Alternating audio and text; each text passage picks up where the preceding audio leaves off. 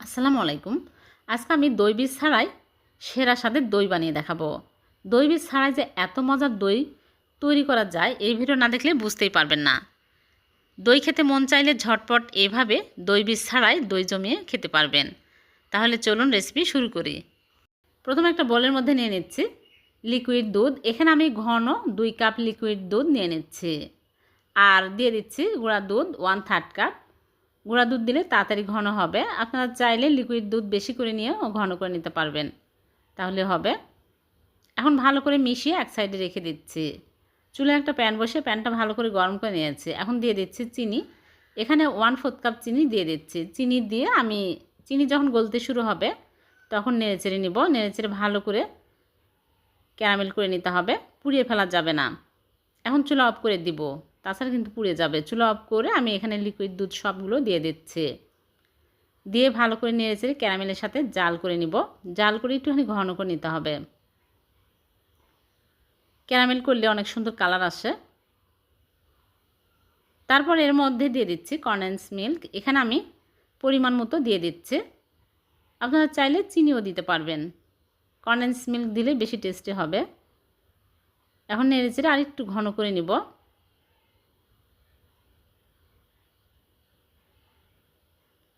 এরকম ঘন হয়ে আসলে চুলা থেকে নামিয়ে নিচ্ছি। নিয়ে আমি হালকা কুসুম করে নিব, এক সাইডে রেখে দিচ্ছি। আর এদিকে 2টা লেবু আমি চিপে রস বের করে নিলাম, এখন এক সাইডে রেখে দিব। আর এখানে আমি চেক করে দেখব একদম হালকা কুসুম হতে হবে। বেশি গরম থাকলেও হবে না, বেশি ঠান্ডা হলেও হবে না। এখন স্টিলের একটা বাটিতে নিয়ে নিচ্ছি। একদম হালকা কুসুম আছে। এখন লেবু রসগুলো সব দিয়ে দিচ্ছি। বেশি গরমের মধ্যে দেওয়া যাবে না, একদম হালকা কুসুম হলে দিতে হবে। সবগুলো লেবু রস দিয়ে দিলাম। দিয়ে একটু নেড়েচেড়ে মিশিয়ে নেব। দেওয়ার সাথে সাথে দেখবেন একদম দই জমতে শুরু হবে, মানে ঘন হয়ে আসবে। দিয়ে ভালো করে নেড়েচেড়ে তারপরে আমি চুলায় একটা প্যান বসে প্যানটা ভালো করে প্রিহিট করে নিয়েছি। করে তারপর চুলা অফ করে দিয়েছি। দিয়ে আমি এই প্যানের মধ্যে একটা টাওয়েল বসিয়ে এর উপরে আমি দইয়ের পাত্র বসিয়ে দিচ্ছি। খুবই সাবধানে বসিয়ে তার উপরে আমি একটা ঢাকনা দিয়ে ঢেকে দেব। দিয়ে মোটা টাওয়েল উপরে দিয়ে আমি চাপ দিয়ে ঢাকনা বন্ধ করে রেখে দেব 5 ঘন্টা। 5 ঘন্টার আগে খুলব না, 5 ঘন্টা পর আমি চেক করে দেখব। আর চুলাটা কিন্তু অফ করে রাখতে হবে। এই গরমে হয়ে যাবে, সুন্দরভাবে দই সেট হবে। 5 ঘন্টা পর আমি ফিরে আসলাম, আপনাদেরকে দেখাচ্ছি। দেখুন কত সুন্দরভাবে দই সেট হয়েছে। এখন আমি চুলা থেকে নামিয়ে নরমাল ফ্রিজে রেখে দিব। এখন আমি নরমাল ফ্রিজ থেকে বের করে নিয়ে আসলাম। দেখুন অনেক সুন্দরভাবে সেট হয়েছে।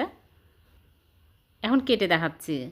দেখলেন তো কত সহজে হয়ে গেল দই বীজ ছাড়াই লেবু রস দিয়ে মজা দই। এভাবে দই বানিয়ে দেখবেন, খুবই মজার হবে খেতে। দই খেতে মন চাইলে দুধ আর লেবু থাকলে এই মজার দই তৈরি করে নিতে পারবেন।